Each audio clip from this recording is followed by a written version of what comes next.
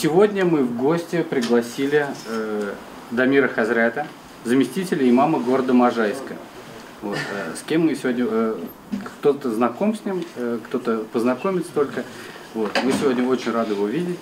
Имам Хазрат, вам слово, Дамир.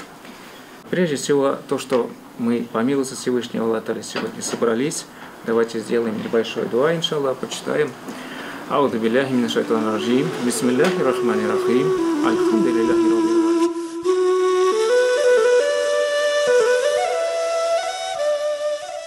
Есть священный аят, который гласит фаджитамагу, да, то есть и будьте вместе. Да, то есть будьте вместе и не разделяйтесь. Самая основная наша победа, да, вот как мы помним из, так сказать, истории, да, из реальных наших прабабушек и прадедушек, да, как мы выживали. То есть выживали и жили тогда, когда мы были вместе, тогда, когда мы были вот рука об руку. В самые сложные моменты, самые легкие моменты, и в радости, и в печали, то есть без уммет буларак, то есть мы как вместе одна община и стремящиеся к довольству Всевышнего Аллаха Тааля. Основная тема выступления вот это все-таки как раз-таки замужество. Ну вот что или женитьба?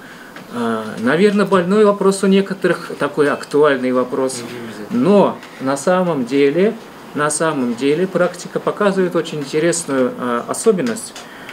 Вот мы все стремимся обрести вторую половину, мы все стремимся быть хорошими, скажем, да, сестрами, хорошими братьями, то есть чтобы в дальнейшем то есть создать семью, чтобы вместе жить. Но, знаете, вот практика показывает, да, мы должны общаться, мы должны встречаться, но Всевышний Аллах Тааля, знаете, вот все-таки Он дает супругу или супруга, вторую половину, тем людям, которые стремятся именно вот к тому, чтобы совершить благие деяния. За что-то, вот можно сказать так, вот мы все работаем, да, скажем, двигаемся по карьерной лестнице, там, скажем, берем какие-то бонусы, например, да, то есть стараемся угодить начальству, например, да, что-то внеурочно работать, к примеру, да, то есть и на самом деле, то есть выполняем план, и начальство это видит. Ага, хорошо, вот он выполнил, давайте ему усилим или, скажем, дадим какую-то премию, дадим какую-то зарплату, дадим какие-то бонусы. То есть и, соответственно, да, может быть, где-то приблизим к себе, сделаем заместителем, там, да, что-то вот такое хорошее дадим. То же самое и кадрежем муслимин, так же самое и вот в отношении со Всевышним. Мы стремимся к тому, чтобы делать добрые деяния. Мы стремимся для того, чтобы быть полезным обществу, быть полезным тем людям, которые нуждаются. Всевышний Аллах Тааля нас таким образом вознаграждает. То есть, как сказано в хадисе шарифе, то есть человек, который вот встретит, да, вот свою вторую половину, он прочувствует. Ереклярность из Иргебова. То есть встретит именно, прочувствует, что это моя вторая половина, это, то есть это мой супруг. Зачастую так бывает. И могу привести очень интересный пример, который мне рассказал уже потомок, получается, известного татарского ученого Шигабуддина Марджани. Вот он как раз живет в Казани. Вот, и однажды он как раз мне рассказывал такую интересную вещь. Я, говорит, работал в мечети в Казан-Нуре и тоже хотел встретиться, тоже хотел найти свою вторую половину. Я долго делал дуга, я просил Всевышнего Аллаха, я старался. И получилось так, что в один день мне снится сон. В один день мне снится сон, в котором мне говорится вот это вот ее имя моей супруги. Прошло 2 месяца. И вот однажды я встретил свою супругу. А как я встретил? Она пришла в мечеть и держала банку с молоком. Я ее сразу увидел и понял, что все-таки что-то ёкнуло. Кишести зельян прочувствовал. И получилось так, что она пришла в мечеть, но она пришла не для того, чтобы замуж выйти, она пришла с подругой, для того, чтобы пообщаться по поводу замужества. Когда она сказала, как ее зовут, Хазрат сразу понял, что, скорее всего, уже это сходится. Здесь сходится. Она, ее также зовут, Лили, по-моему, ее звали, субханаллах. То есть, немного пообщались, и все, встретились, и уже там прошло время, сразу никях прочитали. Искискеш, субханаллах. Скажешь, все-таки как? Она где-то ходила, она где-то искала, и Всевышний Аллах Та'аля их соединил. Поэтому все-таки давайте прежде всего себе говорю, надо стремиться к тому, чтобы Всевышний Аллах Та'аля был нами доволен, стремиться к тому, чтобы совершать праведные деяния, быть в хороших отношениях с родственниками, быть в хороших отношениях с родителями, с близкими, с коллегами. Да, может быть, кто-то нас обидел, но сейчас же месяц Рамадан, который все-таки предрасполагает того, чтобы мы старались прощать друг друга. Аллах Та'аля залаганачин мин киширям. Я прощаю и ожидать вознаграждения только от Всевышнего Аллаха Та'аля. Поздравляю, что вы сегодня уже, альхамдулилля, прошло уже половина Рамадан. Я надеюсь, что многие или все, наверное, соблюдали это и получили энергию, укрепили иман. Наверное, в это время читали Коран и помирились, если был какой-то конфликт с кем-нибудь, вы уже помирились, и все любите друг друга, и живете миром и согласием. Конечно, Рамадан это очень важно. Аллах Субхану Тааля именно выбрал этот месяц из всех месяцев года, именно чтобы Он прощает всех, кто, например, где-то ошибся, дает на каждый шаг 10 шаг, и 100, и 1000, и 700, и больше. На каждое благо Аллах в этом месяце увеличивает много раз. Поэтому желательно в этом месяце делать много добро, потому что это умножается намного. Этот месяц всегда люди должны помириться, быть любезны друг другу, делать добро, сколько сможет каждый. И область знания. И это месяц, который Аллах Субхану Тааля не спасал Коран. Почему Аль-Коран и Рамадан они связаны? Шахру Рамадан, الذي أنزل فيه القرآن. Пожалуйста, напоминайте вас месяц Рамадан, который именно в этот день был не спасал Коран. Коран, конечно, он был послан на земле в течение 23 года, 23 лет или 23 года.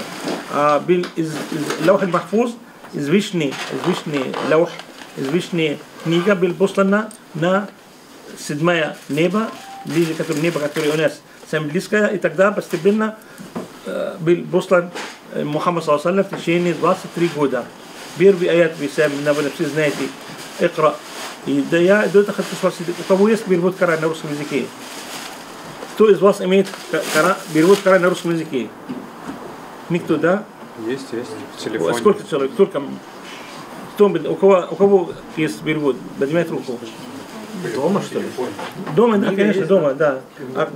Часто, как вы поймете, вы как молодежь, вы татары, и еще знаете русский язык, как поймете этот перевод? Понятно? Смысл, да, там? Хорошо, у кого есть Коран на арабском языке? На арабском. Кто из вас знает, например, несколько сур Аль-Фатиха? Все знают сур Аль-Фатиха? Да. Знаете ее смысл? Знаете смысл, да, на родном языке, да? Альхамдулилля. И еще какие-то суры еще знаете, помимо Аль-Фатиха? Аль-Фалак, Аль-Нас, Аль-Ихлас, наверное, да, там? А кто имеет читать на арабском языке из вас? Знаете, да?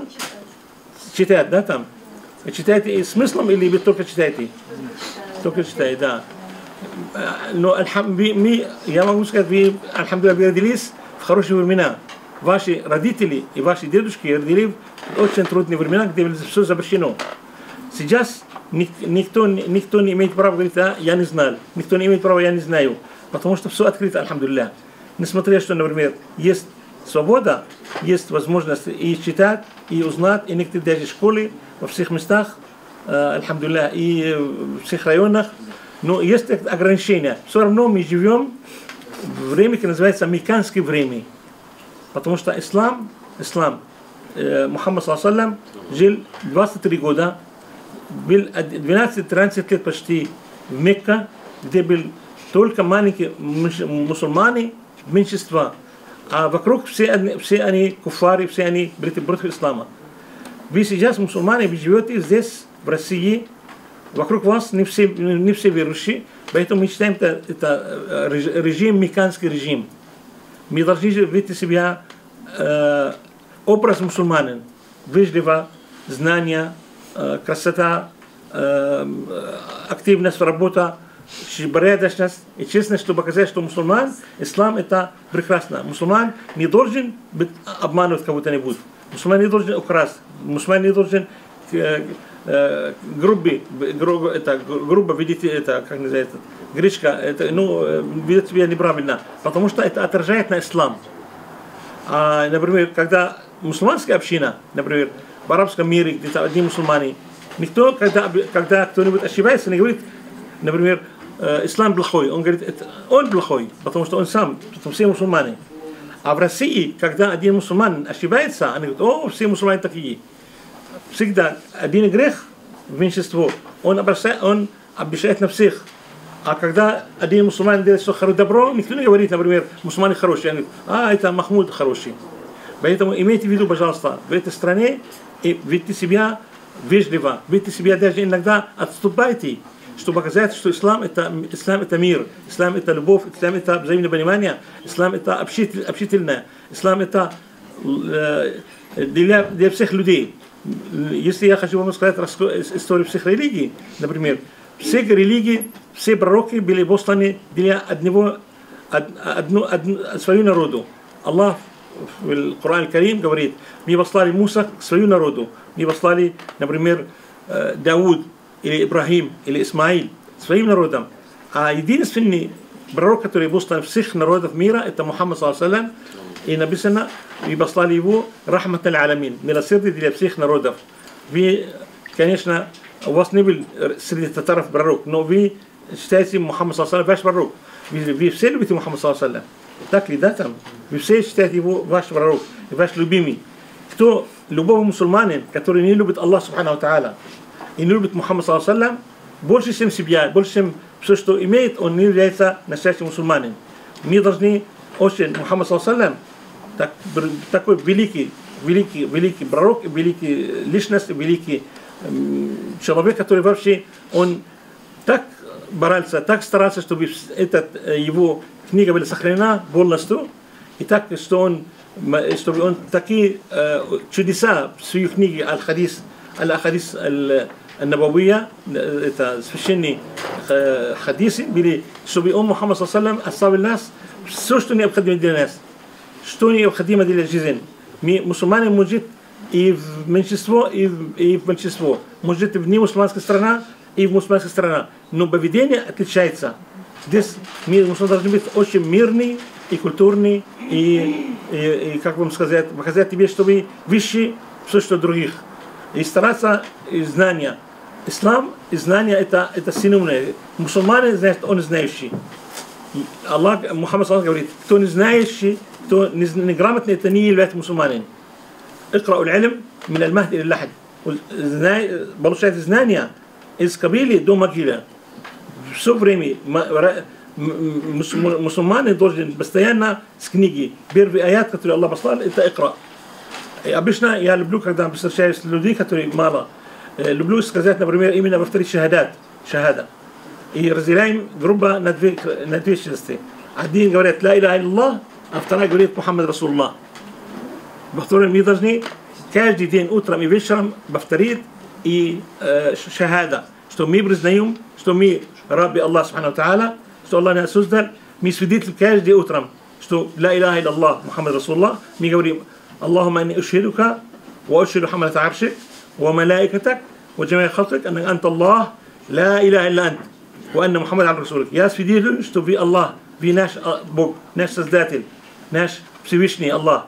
И свидетельство об этом не только тебе, свидетельство всесильное, свидетельство ангелей, все там горы и небо, и солнце, и земля, чтобы вы, наш Аллах Субхану, и я это признаю, это свальцу в себе. Поэтому, если мы говорим сейчас «Ла иляха илля Мухаммад Расулуллах», это не значит, что это так повторение.